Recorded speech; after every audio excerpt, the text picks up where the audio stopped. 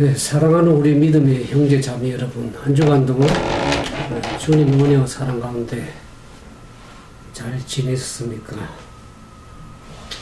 그러니까 지난번에 전도를 해야 될 이유에 대해서 말씀을 드렸는데, 오늘은 이제 그 전도와 관련해서 어떻게 개인 감정에 전도를 할 때, 개인 감정을 사용할 때 그것이 얼마나 성공적으로 전도할 수 있는 힘이 되는지를, 개인 감정의 힘에 대해서 우리가 함께 은혜를 나누기 원합니다. 이 개인 감정에는 대단한 힘이 있습니다. 우리의 마음이 예수 그리스도의 사랑으로 마음이 따뜻해지고, 우리의 삶이 다른 사람을 위해서 행하신 그 일을 우리가 전할 때, 또 그리고 나를 위해서 행하신 그 하나님의 은혜 일들을 전할 때 얼마나 그 힘이 되겠습니까? 그분의 은혜로 변화된 삶을 전가하는 것, 그것은 참으로 우리 삶의 중요한 경험이 되고, 그 경험들을 나눌 때 그것이 개인 감정에 참난 힘이 되겠죠. 그래서 이 개인의 경험을 간증하는 것은 참 반박하기 쉽지가 않습니다.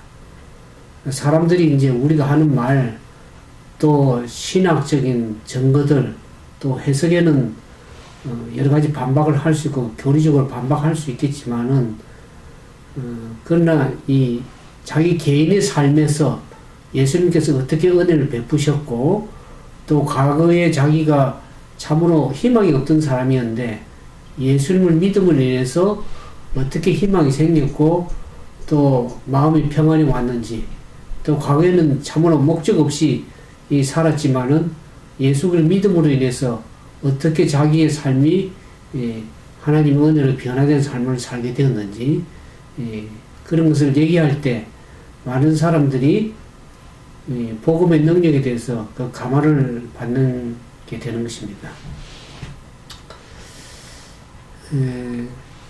이 사도 바울의 경험에 보면, 사도 바울은 갑작스럽게 이제 예수님을 만남으로 인해서 극적인 회심을 하는 경우도 있지만, 우리 모든 사람의 대부분의 그리스도인의 삶에 보면, 의 경우에 보면 예수를 만남으로 인해서 회심의 경험이 점차 예수님을 알아감으로써, 또 말씀을 알아감으로써 그 구원의 확신이 들면서 회심하는 경우가 많습니다.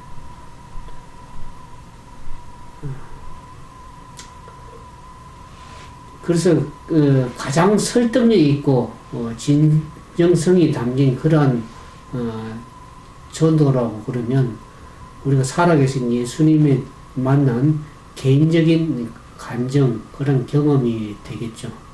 그래서 예수님께서 나를 위해서 하신 일들, 그것에 대해서 간증하면서 그 구원의 확신을 갖는 게 참 중요하다고 생각이 들어집니다.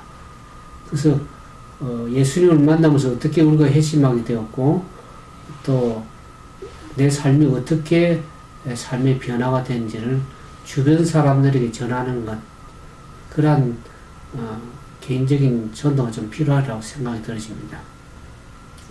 그 전도라는 것은 예수님이 나를 위해서 과거에 어떻게 일을 해왔었고, 현재 지금 나를 위해서 어떻게 일하시고, 또 앞으로 어떤 일을 행할 것인지에 대한 것을 말하는 것이 전도라고 할 수 있겠죠.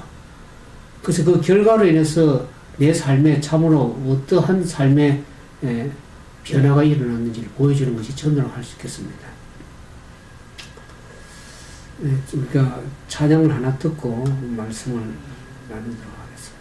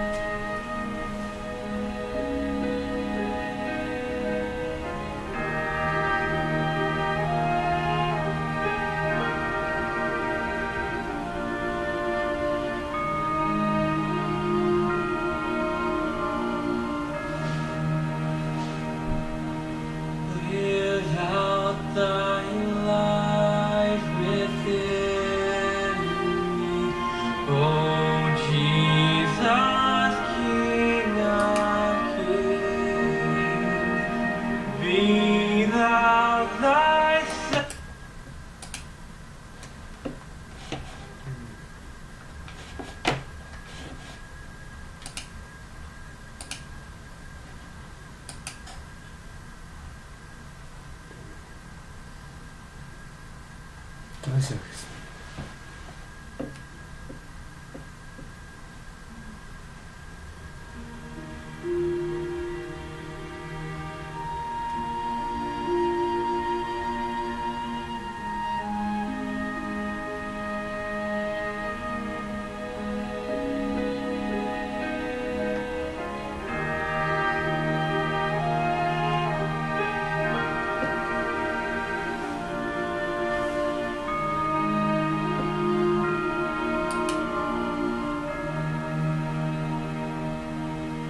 Without thy life within me, O Jesus, King of kings, be thou thyself the answer to all my questionings.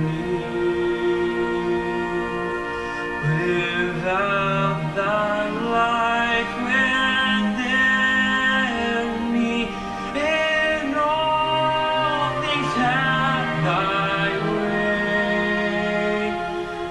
Like thy transparent medium, thy glory to display.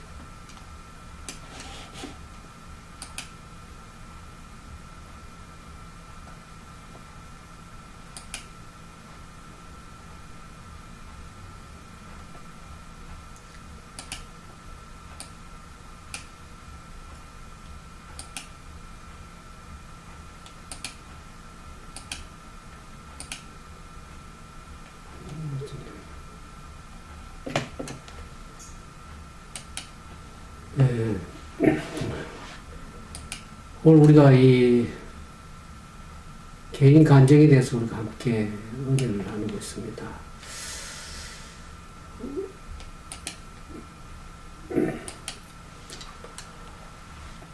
뜻밖의 이 하나님께서 예수의 증인들로 사용하는 경우를 봅니다. 마가복음 5장 18절에서 20절에 보면 그게 이제 이 그라사에 있는 광인에 대해서 얘기가 나오죠. 들어온 귀신이 들려서 무덤가에서 몸을 상하게 하고 또 사람들을 위협하는 그러한 귀신 들린 사람을 예수님께서 고쳐주시는 장면이 나오죠. 그 그라사 광인이 이제 귀신에 들렸는데 예수님께서 그를 고쳐주셔서 새로운 그러한 믿음의 삶을 살도록 했는데 그러한 그 그라사 광인을 자기 곁에 두고 새로운 믿음 가운데 양육하지 않고 어떡합니까? 집으로 돌아가서 하나님께서 어떻게 큰 일을 행했었는지, 그래서 너를 불쌍히 여긴 것을 내 가족에게 알리라고 얘기를 합니다. 그래서 예수님께서 자기가 어떻게 큰 일을 행하셨는지를 데가볼리 지역에 전파하게 하셨습니다. 왜 예수님께서 그 그라사 광인을 치료하고 믿음을 키워서 자기 곁에 양육해서 이렇게 제자로 삼지 않고 가족에게 보냈을까요? 이 데가볼리는 1세기에 갈릴리 호수 주변에 형성된 10개 도시 가운데 하나인데요. 이들 도시에는 이제 같은 언어와 문화권으로 이렇게 있었다 그럽니다. 그래서 이 귀신 들린 사람이 그 지역의 많은 사람들에게 알려져 있었다 그랬습니다. 그가 종잡을 수 없는 그런 폭력적인 행동, 그것이 사람들에게 마음의 공포심을 불러일으키고, 그래서 많은 사람들에게 이제 알려지게 되는데, 그러나 예수님은 그 그라사 광인의 마음속에 더 나은 삶에 대한 갈망하는 그 마음을 보셨다 그랬습니다. 그 예수님께서 그 사람을 괴롭히는 그 사단, 귀신이 들려서 그 괴롭히는 마귀들로부터 그를 기적적으로 구출시키는 일을 했습니다. 그래서 그에게 갔을 때 어떡합니까? 그 귀신 들리는 자들이 군대라 그랬습니다. 그래서 예수님께 떠나가기 원했는데 그 근처에 돼지가 있는 그 돼지 떼들에게 들어가도록 귀신들이 얘기하는 예수님께 그렇게 허락하셨죠. 그래서 귀신들이 돼지 떼에게 들어가서 결국에 돼지 떼들이 강물로 다 이렇게 뛰어내리는 돼지 떼를 보면서 그 동네 사람들이 그 사실을 보기 위해서 왔죠. 그러면서 예수님께 떠나가기를 요청했습니다. 자기들의 경제적 이득이 다 사라지니까 예수님께서 있으면 안 되겠다 싶어서 예수님께 떠나가기를 그 동네 사람들 원했습니다. 근데 와서 보니까 이 그라사 광인이 어떻게 됩니까? 정신이 온전해져 가지고 있는 겁니다. 육체적으로 정신적으로 완전 치료가 된 것이죠. 사실 이 복음이라는 것이 어떻습니까? 우리의 육체적, 정신적, 영적으로 죄로 묶여있던 우리의 삶을 다시 창조주가 원래 계획했던 그 모습으로 회복되는 것이 복음의 본질이라고, 복음이라고 할 수 있겠습니다. 그래서 이렇게 변화되는 사람이 데가볼리 지역에 가서 자신이 어떻게 예수님께서 자기의 은혜를 베푸시니를 간증할 때 그 복음이 얼마나 신속하게 예수님에 대해서 증거가 되겠습니까? 그래서 하나님은 종종 어떻습니까? 그분의 은혜로 말미암아서 변화된 그런 뜻밖의 사람들을 통해서, 그런 증인들을 통해서 사용하시는 경우를 우리가 좀 보게 됩니다. 그래서 이 시대 소망 340페이지 보면 이런 말이 있습니다. 우리는 그리스도의 증인으로서 우리가 아는 바와 자신이 직접 보고 듣고 느낀 바를 전해야 한다. 만일 우리가 한 계단 한 계단씩 예수를 따른다면 우리는 예수께서 우리를 인도하신 길에 관하여 말할 수 있는 어떤 요점을 갖게 될 것이다. 우리는 예수의 허락을 어떻게 시험하여 보았고 그 허락이 얼마나 확실한지를 알게 되었다고 말할 수 있다. 우리는 그리스도의 은혜에 관하여 아는 바를 정언할 수 있다. 이것이 우리 주께서 요구하시는 정언인데 이런 정언의 부족으로 세상은 멸망해 가고 있다. 원래 세상 사람들이 입으로 전하는 복음, 예수 믿으세요, 그렇게 교회 나오세요, 이런 얘기보다는 세상 사람들은 뭘 보길 원합니까? 그 사람의 삶을 보길 원하는 것입니다. 그 사람이 진짜 예수를 믿어서 어떤 삶을 살아가고 있는지 그 삶의 모습, 그것을 보길 원하는 겁니다. 우리의 말을 듣기를 원하기보다는 어떤 면에서 우리의 생활을 보길 원하는 것입니다. 변화된 삶의 모습을 보길 원하는 것이죠. 그래서 우리가 예수님을 한 단계씩 하나 믿음으로 따라가다 보면 그 예수님께서 우리에게 행하신 일들을 우리가 우리의 삶을 통해서 말로서나 또 삶을 통해서 우리의 경험을 나눌 수 있으리라고 생각이 들었습니다. 그래서 이 간증이라는 것은 이 개인적인 경험이지 않습니까? 그러니까 반론이 불가능한 것이죠. 그래서 이 간증에는 힘이 있다고 할 수 있겠습니다. 그러나 이 간증은 좀 조심해서 올바르게 간증해야 될 것이라고 생각이 들어집니다. 왜냐하면 간증하는 사람을 그 얘기를 듣고 사람들이 실망할 수도 있고 예수를 의심할 수도 있기 때문에 그렇습니다. 자기가 예수를 믿고 참으로 복받고 잘 됐다고 그렇게 간증할 때 만약 예수님을 잘 믿긴 믿었는데 뜻대로 살려고 하는데 오래 삶의 고통도 있고 고난도 있고 난관을 받는 사람들이 주변에 또 많습니다. 그 얘기 들을 때 경험한 사람 간증이 참으로 자기가 복받고 잘 되는 간증만 하게 되면 오히려 예수를 믿고 힘들게 살아가고 고난 가운데 잘 일이 풀지 않은 사람들이 들을 때는 어떻게 됩니까? 오히려 낙담하고 왜 자기에게 이런 난감한 고통이 경험하게 되는지 일어나는지를 자칫 잘못하면 실망할 수 있고 하나님을 의심할 수도 있게 되는 것입니다. 때로는 자기 믿음을 의심해서 낙심할 수도 있는 그러한 위험도 있기 때문에 우리가 간증할 때 잘 깊이 있게 생각해서 간증해야 될 것 생각이 들어집니다. 오늘 이 그라사 강인이 귀신이 들린 이 사람이 을 생각해 볼 때 이 보면은 주께서 내게 어떻게 큰 일을 행하사 너를 불쌍하게 여긴 것을 가족에게 전하라 그랬습니다. 그러니까 우리가 하나님께서 그런 큰 일을 행할 때 우리를 불쌍히 여기셔서 그분에게 은혜를 베풀어 주신 것이죠. 그러니까 우리의 간증이 내가 높아지는 것이 아니고 예수님께서 나에게 은혜를 베푸신 예수님이 이름이 높아져야 되고 자기를 불쌍히 여긴 사실을 증거하고 또 난관과 고통 중에 낙심하지 않고 주님을 높이는 삶을 드러내는 그런 간증이 되어야 될 것입니다. 귀신 들린 사람이 온전한 사람이 되었으니 사실 예수님은 은혜를 받아 불쌍히 여겨서 정신이 온전히 됐으니까 그 사실만으로도 사실 예수님의 정관 상태가 되는 것이죠. 그렇지만 우리가 간증에는 조심해서 해야 될 뿐만 아니라 간증에는 3단계가 있다 그럽니다. 첫 번째 단계가 예수님을 알기 전에 나의 상태가 어떻는가 자기의 상태에 대해서 얘기를 하고, 두 번째는 예수님을 만나서 어떻게 예수님을 만나게 되었고, 그래서 세 번째는 예수님을 믿고 난 후에 나의 삶의 인격, 나의 삶에 어떠한 태도의 변화, 삶의 변화가 왔는지를 3단계로 나누어서 간증을 할 수가 있습니다.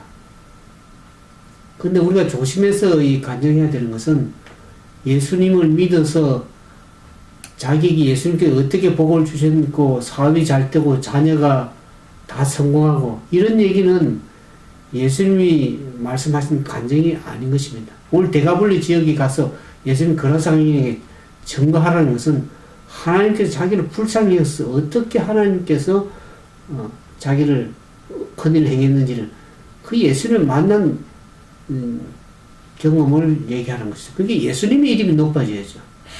그래서 우리가 간증을 할 때도 깊이 있게 잘 생각해서 간증을 해야 된다고 생각이 들었습니다. 그 다음에 두 번째로 보면 우리가 이 개인적으로 간증을 할 때 그리스도를 선포하는 간증이 돼야 되겠다. 그런 생각이 들어가는 것이죠. 우리가 마가복음 16장 10절에 보면 마리아가 가서 예수와 함께 하던 사람들 슬퍼하며 울고 있는 중에 이 일을 알림해 그랬습니다. 마가복음 16장에 보면 예수님의 부활 사건이 나옵니다. 예수님께 십자가에 달려 돌아가셔서 이제 무덤에 있을 때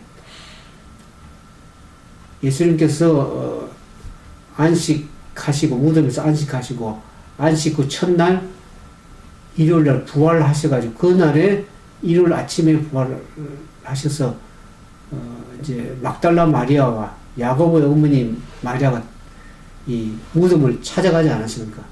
그래 가면서 저들이 어떻게 큰 돌을 어떻게 굴러낼까 누가 굴려줄까 걱정했는데 가보니까 돌문이 열려 있고 거기에 흰 옷 입은 한 청년 천사가 거기 있었죠. 그래서 예수님께서 이미 부활하시고 거기 계시지 않다고 얘기를 하죠. 그러면서 예수님께 말씀하셨죠. 갈릴리에 가서 예수를 배울 것이라고 얘기를 했습니다. 천사가 여자들에게 말하이르되 너희는 무서워하지 말라. 십자가에 못 박힌 예수를 너희가 찾는 줄을 내가 아노라. 그가 여기 계시지 않고 그가 말씀하신 대로 살아나셨느니라. 그렇게 얘기를 하는 걸 봅니다. 그때 그 죽음에서 부활하신 예수 그리스도를 보고 마리아는 어떻게 반응합니까? 그 두 마리아가 어떻게 합니까? 여자들 떨고 무서워서 아무에게도 그 사실을 말을 못했습니다. 예수님께서 막달라에게 찾아가가지고 막달라 마리아에게 찾아가서 얘기하기 전에 그들은 무서워서 아무에게도 말을 하지 못했습니다. 그러면서 부활하신 그리스도를 만나면 마리아는 그 사실을 알리려고 이 제자들에게 사실을 전해러 갑니다. 그게 좋은 소식은 우리가 꼭 전하고 싶은 것이죠. 우리가 그냥 잠잠하게 좋은 소식을 자기 혼자만 알고 있을 수가 없죠. 예수님께서 살아나셨다는 것을 증거하지 않을 수가 없었습니다. 그런데 그들이 예수 그리스도를 살아나셨다고 전가로 갔을 때 제자들이 그 사실을 믿었습니까? 어떻습니까? 믿지를 않았습니다. 예수님께서 항상 제자들에게 살아계실 때 어떻게 얘기를 합니까? 내가 제사장들과 고난을 받고 죽으셨다 부활할 것을 항상 제자들에게 말씀하시는 불구하고 제자들은 그걸 믿지 않을 뿐만 아니라 이제는 마리아가 제자들에 찾아가서 예수님께서 무덤에 계시지 않고 살아나셨다는 것을 증언할 때 믿으려 하지 않았습니다. 제자들이. 마가복음 16장 11절에 보면 그들은 예수께서 살아나셨다는 것과 마리아에게 보이셨다는 것을 듣고도 믿지 아니하였다 그랬습니다. 예수님들 제자들조차도 믿지 않았다면 오늘날 우리가 예수에 대해서 증거할 때 사람들이 사실 잘 즉시로 믿지 않고 수용하지 않는다는 것은 그렇게 놀랄 일이 아닙니다. 예수님의 제자들도 그 마리아 말을 믿지 않고 믿으려 하지 않았습니까? 세상 사람들은 믿지 않는 자들, 불신자들은 오직 하겠습니까?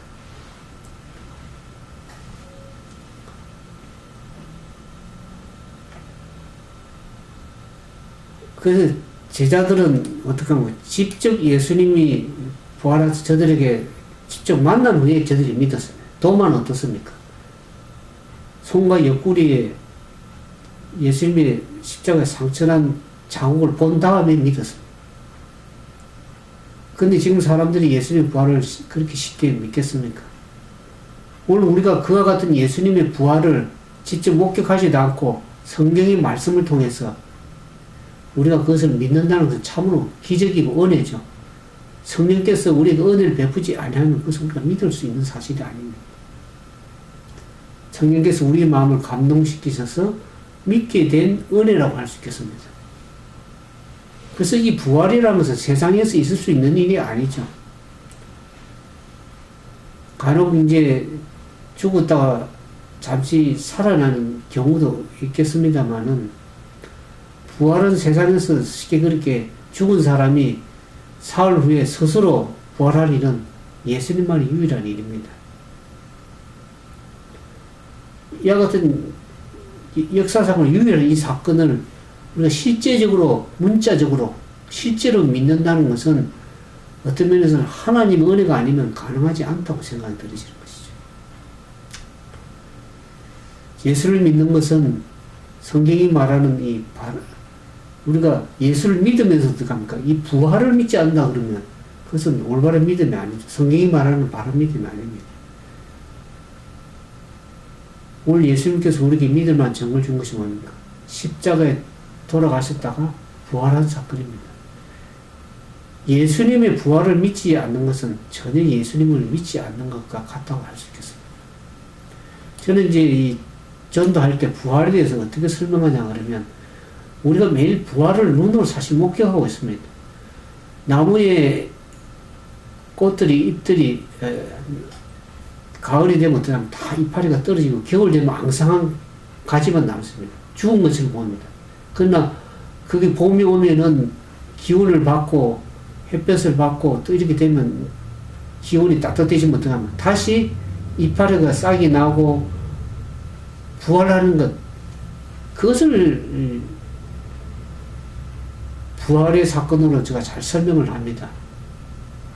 조건이 맞고 그것이 되면 죽었던 나무들도 잎들도 자연계가 살아나는 것처럼 사람도 동일하게 땅에 묻혀지지만 그 복음의 씨를 가지고 들어가게 되면 결국에는 예수님께 말씀은 조건이 맞을 때 다시 부활할 수 있다는 걸 얘기를 합니다.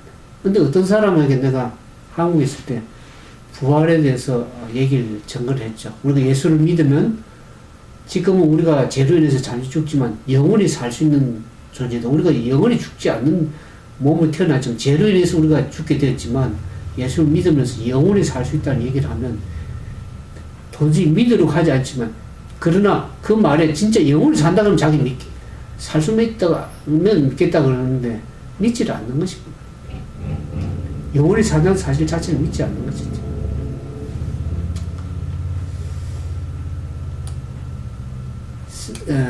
그래서 가장 설득력 있는 점은 그 부활하신 그리스도를 내가 어떻게 살아진 하나님을 만난 경험에 대해서 간증할 때 개인적 간증에 힘이 있을 수가 있습니다. 세 번째는 이제 이 세상을 바꾸는 변화된 삶을 보면 그 삶을 우리가 어떻게 삶으로 보여줄 것인지.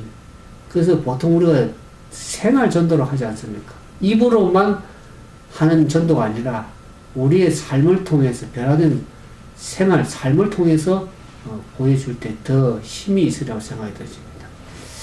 우리가 사도행전 4장 13절에 보면 그들이 베드로와 요한이 담대하게 말함을 보고 그들을 본래 학문 없는 범인이라 더 이상히 여기면 또 전에 예수와 함께 있던 줄을 알고, 우리가 이제 사도행전에 보면 그들이 예수를 증거하고 십자가에 죽었다가 다시 사는 예수님을 증거하는 그 사도들의 모습을 보면 예수님의 제자들이 좀 사도가 됐죠. 신약 시대에 와서 신약 교회가 사도들을 만나서 폭발적으로 성장하게 됐습니다.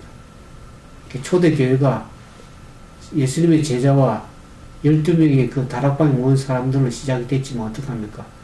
오순절에 성령의 역사를 말미암아서 3,000명이 침례를 받고, 또 사전 4절에 보면 며칠 후에 가서는 수천 명의 사람들이 예수를 믿고 초대교회에 신자들이 된 것을 보게 됩니다. 그래서 갑자기 교회가 폭발적으로 증가하는 모습을 보게 됩니다. 그래서 이 사실을 보면서 예루살렘에 있는 당국자들, 제사장들, 그 사람들 또 그런 사람들이 이 사실을 알고 어떡합니까? 사도 베드로를, 요한과 베드로를 잡아서 가두게 되죠. 침묵시키기 위해서 사도행전 1절에 보면 사도들이 백성이 말할 때 제사장자, 성전 맡은 자, 사도견에 이르러 예수를 들어 죽은 자 가운데 부활하는 그 도 전함을 싫어했다 그랬습니다. 그래서 그걸 잡아가지고 감옥에 가뒀습니다. 그래서 다음에 이틀날에 관원과 제상 서기자들이 다 모여있는 가운데 이 사도들에게 묻죠. 너희가 무슨 권세로 네 이름의 일을 행하느냐 할 때 베드로가 뭐 어떻게 얘기합니까? 성령이 충만해서 어떻게 합니까? 예수님에 대해서 예수님께서 너희가 건축자에 버린 돌을 집 모퉁이 머리도 되었다고 얘기를 하면서 다른 일로는 구원을 얻을 수 없어. 천하 인간의 구원을 얼마 이놈은 주신 이가 없지만 예수님을 믿을 때 구원을 받을 수 있음을 얘기를 했습니다. 그때 이 사도 베드로를 통해서 병자들이 치료가 되고 그 예수 믿은 사람들이 은혜로 말미암아 변화된 그 삶의 모습을 보면서 저들이 그것을 알게 되죠. 그 사실을 알게 되지만 어떡합니까? 예수 이름으로 예수를 전가하고 부활의 도를 전하는 것을 하지 말라고 그렇게 얘기를 합니다. 그때 어떻게 하면 사도 베드로와 요한이 저희를 위협해가지고 이 이름으로 아무 말도 못하게 했지만은 베드로와 요한이 대답하고 하는데 하나님 앞에 너희 말 듣는 것이 하나님 말씀 듣는 것보다 옳은가 판단하라. 우리는 보고 들은 것을 말하지 않을 수 없느라. 우리의 증거가 어떻습니까? 우리가 보고 듣고 느끼고 경험한 그것을 증거하는 것입니다.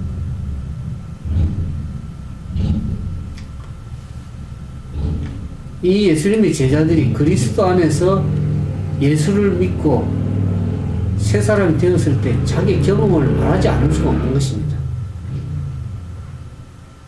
목소리가 큰 이 어부 베드로도 하나님의 은혜로 변화가 되면서 사도가 됐습니다. 그 다음에 화를 참기 힘들던 우리의 아들 야고보와 요한은 어떡합니까? 하나님의 은혜로 예수를 만나면서 변화가 됐습니다. 그 다음에 회의론자 도마도 하나님의 은혜로 변화가 됐습니다. 그래서 초기교회의 제자들 또 그 초대교회 예수를 믿게 된 신자들이 자기 자신만의 신앙의 간증거리가 있었을 것입니다. 그래서 그들을 보고 들은 것을 침묵하고 말하지 않을 수가 없는 것입니다.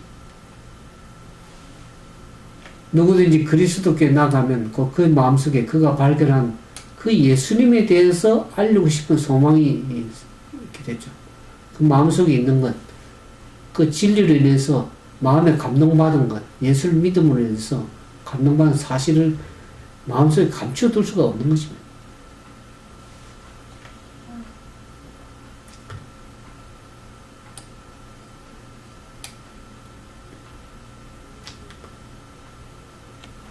그래서 당국자들이 예수의 이름으로 가르치거나 부활의 도를 전하는 걸 못하도록 막았지만 그러한 저항에도 불구하고 베드로와 요한은 그들의 증언을 처리할 생각이 없었습니다. 성령의 은혜를 충만해서 보고 들은 것을 전가하지 않을 수 없는 것이죠.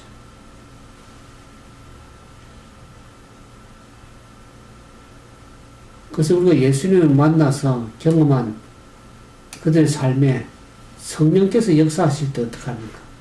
용기가 있고 능력으로 그렇게 전가하는 것을 보게 됩니다.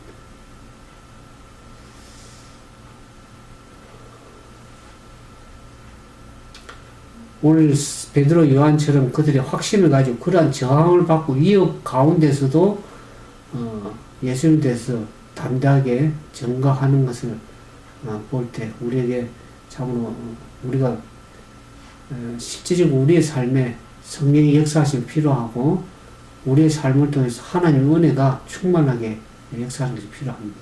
그래서 우리가 날마다 그 말씀으로 체험되고 경험되어지고 그래서 우리 삶에 변화된 삶의 모습이 있을 때 우리가 그걸 통해 사람들이 예수를 보게 되는 것이죠.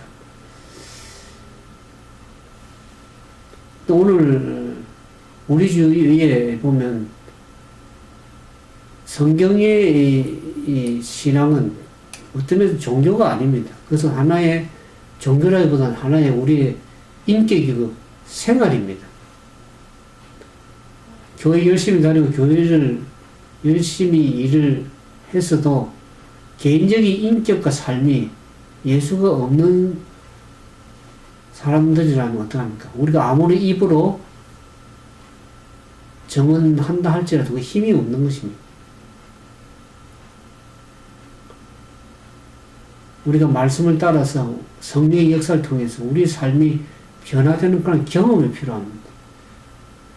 많은 사람들이 경험 없이 그냥 입으로만 말씀을 한다 그러면 힘이 없죠.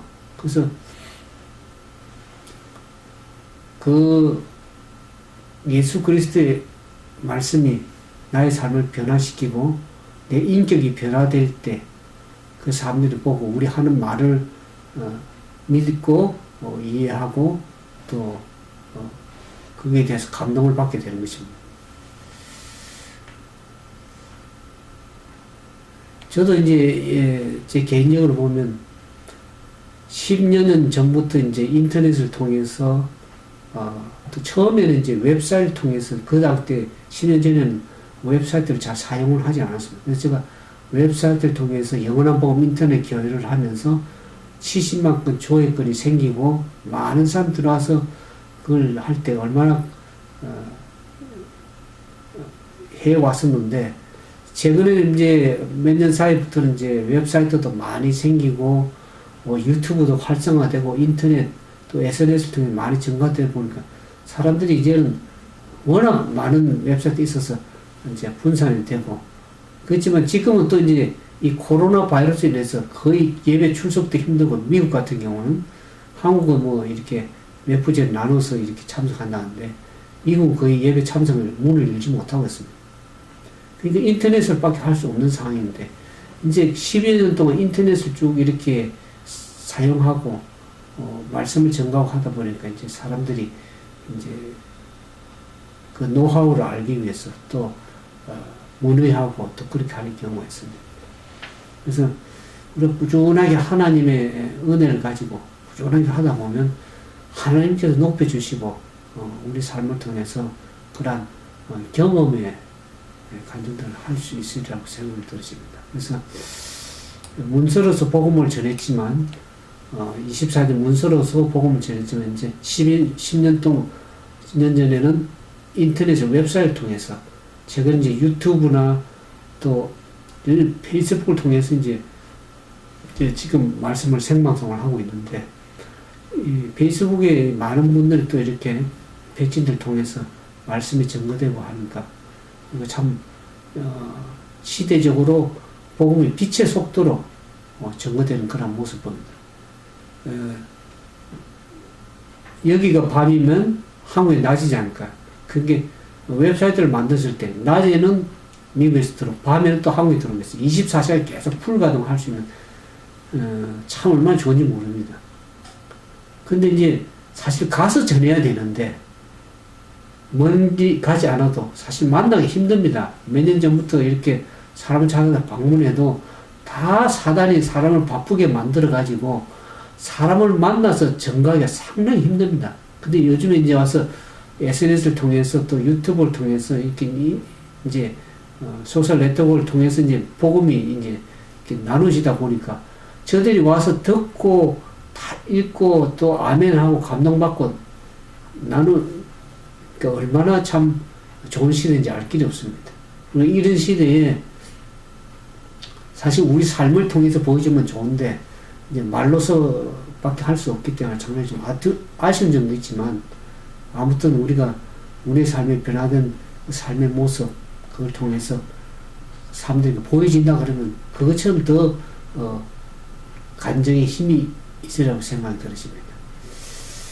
그 다음에 이제 네 번째로 이제 이 개인 간증을 할 때 주로 이제 그냥 말씀만 이렇게 하면 힘이 없죠. 그래서 사실 우리가 느끼고 체험한 것, 경험을 나누는 것입니다. 우리가 성경에 보면 사도행전 26장에 보면 사도 바울의 아글리빠 왕에서 간증하는 모습을 봅니다. 사도 바울이 이 아글리빠 왕을 대면해 가지고 자기 개인 간증을 전하는 걸 봅니다. 자기가 과거에 어떻게 예수를 믿는 자들을 핍박했는가. 그것이 예수를 잘 믿는 것이라고 자기는 생각했죠.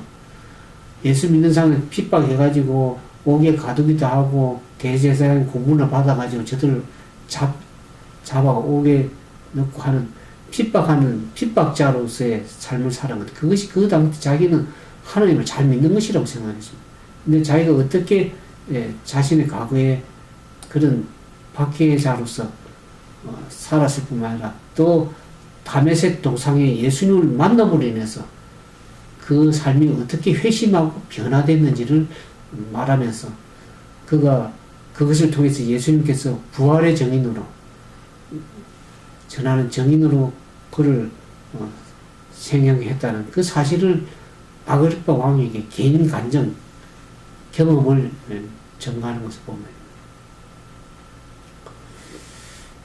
그 사도행전 26장 16절에 보면 그가 다메섹으로 가는 길에 회심을 경험한 이후에 사도 바울은 그렇죠. 내가 내게 나타나면서 곧 내가 나를 본 일과 장차 내가 내게 나타날 일에 대해서 너로 종과 정인을 삼으려고 하기 위해서 그렇게 했다고 얘기를 하고 있습니다. 그래서 사실 전도라는 것은 간증도 그렇지만 그리스도께서 우리를 위해서 과거에 무슨 일을 어떻게 하셨으면 또 예수님을 만나서 현재 어떤 일을 하고 계시고 미래에 하나님께서 어떤 일을 이루실 것을 말하는 것이 그것이 개인 간증이고 전도라고 할 수 있겠습니다.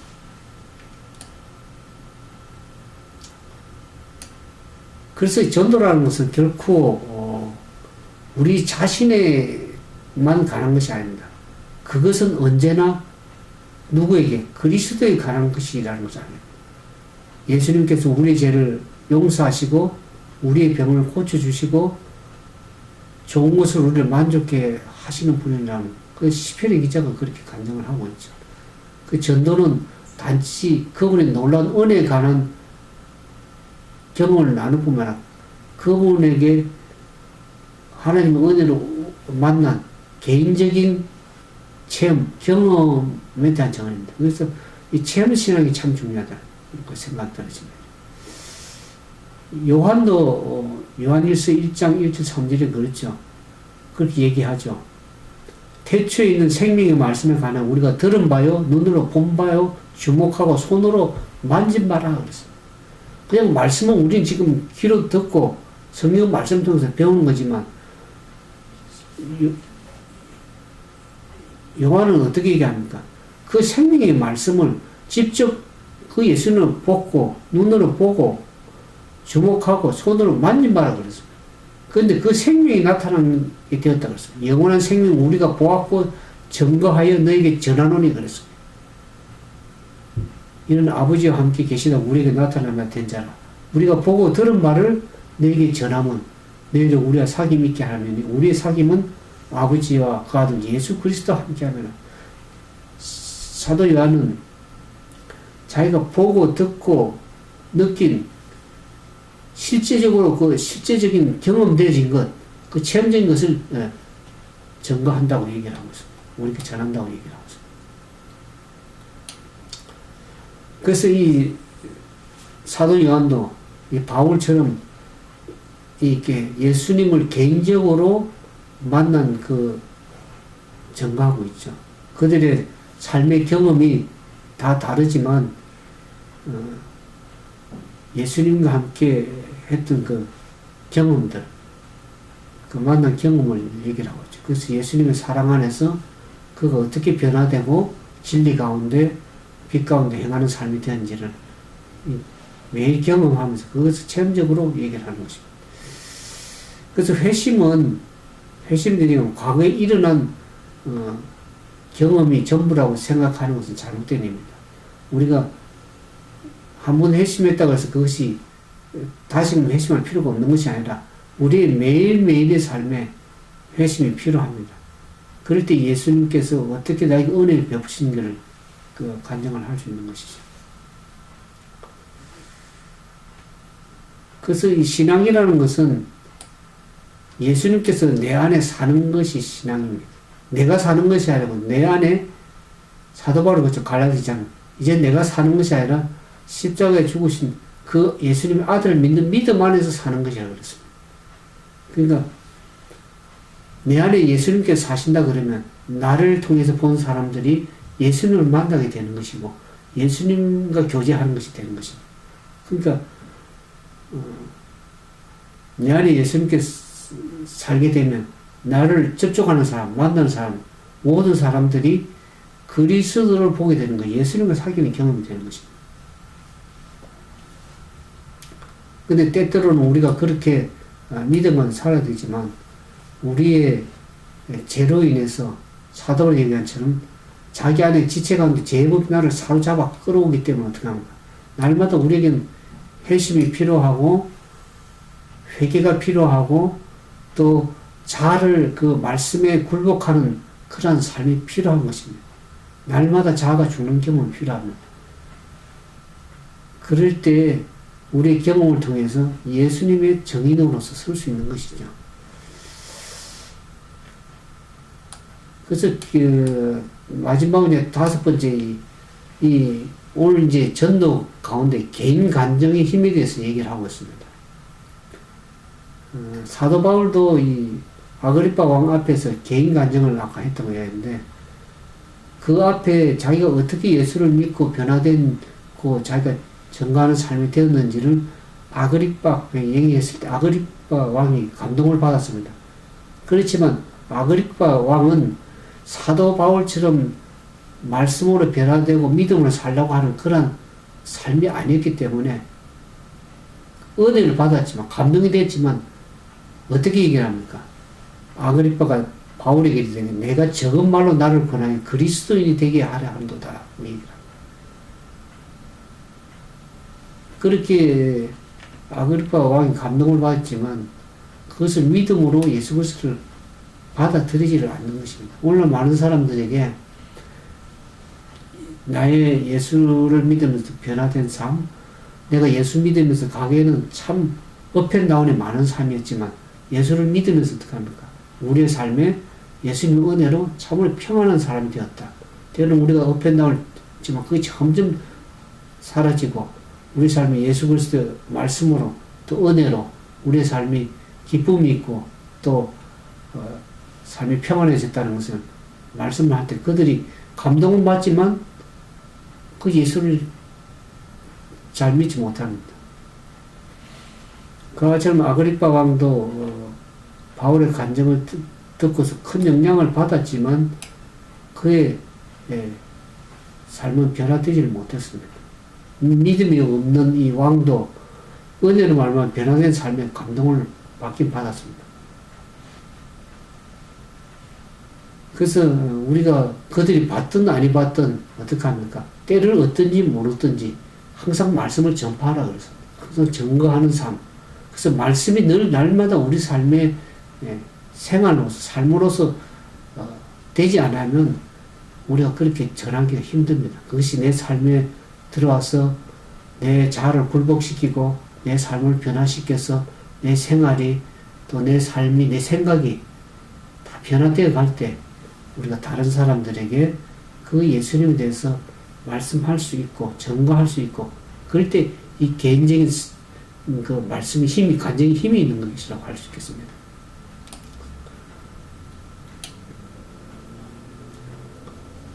오늘 우리가 이 사도 바울처럼 극적인 그런 신앙의 체험, 경험이 없을 수도 있습니다.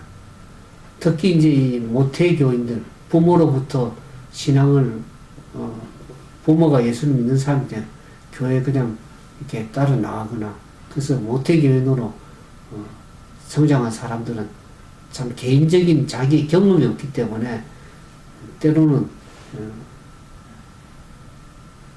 그냥 나중에 흐지부지 되는 그런 신앙생활 사람들 보게 됩니다. 그 신앙은 철저히 개인적으로 경험이 돼야 되겠죠. 우리 성경에도 에스겔서 보는 것처럼 그런 말씀이 있습니다.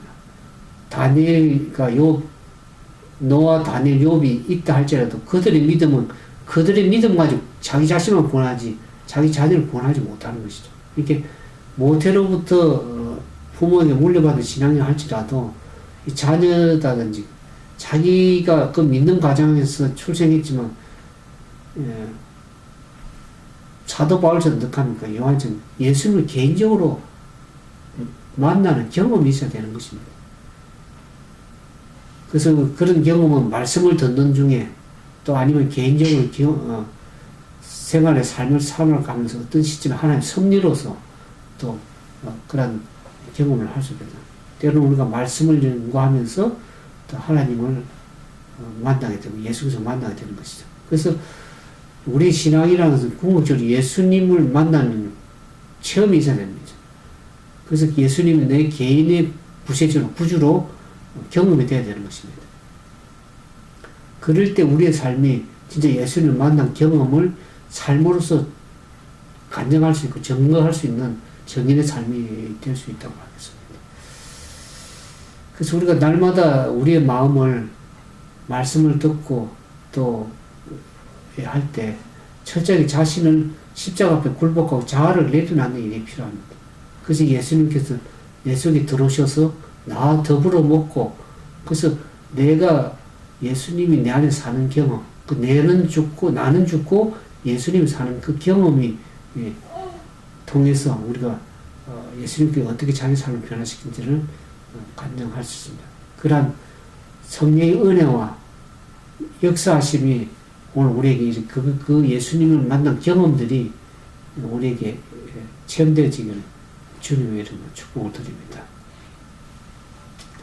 아무쪼록 우리가 사람들을 만나기 쉽지 않은 이 세상에서 어떻게 그리스도를 우리 삶을 통해서 우리의 증거할 수 있을지 개인 간증을 체험하시고 또 그런 예수님을 이렇게 믿고 말씀대로 따라가다 보면 우리의 삶을 되돌아볼 때 예수님께서 어떻게 우리에게 은혜를 베푸시는지 다 알게 되는 거죠. 체험하게 됩니다. 아마 경험하신 분도 알게 되겠습니다.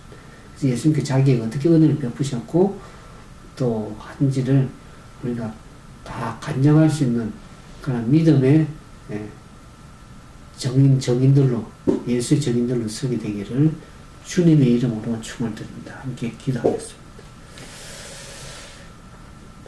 사랑과 자비가 많으신 거룩하신 아버지, 때로는 우리가 예수를 믿는다 하지만 형식적으로 믿는 삶이 아닌지 다시 한번 돌아보고 우리의 삶이 날마다 주님의 은혜로 말미암아 변화되고 회심되어지고 그 회심한 경험 또 그것을 통해서 예수님께서 어떻게 우리에게 은혜를 베푸시고 역사하셨는지를 우리 삶을 되돌아보면서 주님의 은혜와 사랑으로 변화된 삶의 모습을 통해서 영혼들에게 다가갈 수 있도록 도와주시옵소서. 그래 우리를 바라보는 사람들이 예수를 발견하고 예수의 향기가 우리 삶을 통해서 증거되는 축복의 통로가 될 수 있도록 우리 모두에게 축복해 주옵소서. 그래 우리가 개인적으로 간증할 때 그것이 능력이 되고 힘이 되는 그런 살아있는 움직이는 간증이 될 수 있도록 도와주시옵소서. 하나님의 은혜와 예수께 무한하신 사랑과 성령의 은혜와 역사하심이 오늘 말씀들은 주님의 사랑하는 형제 자매들 그들 삶 속에 역사해 주시기를 온전히 바라며 예수님 이름으로 간절히 기도드리옵나이다. 우리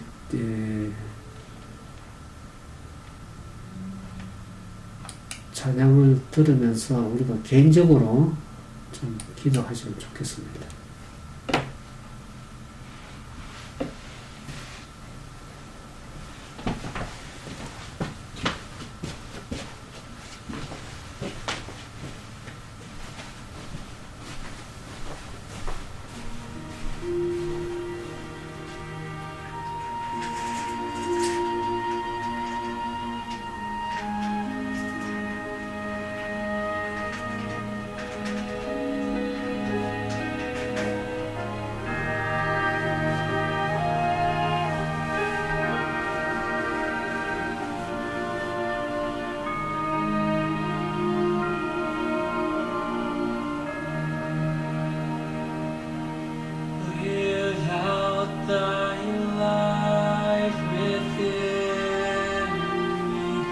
for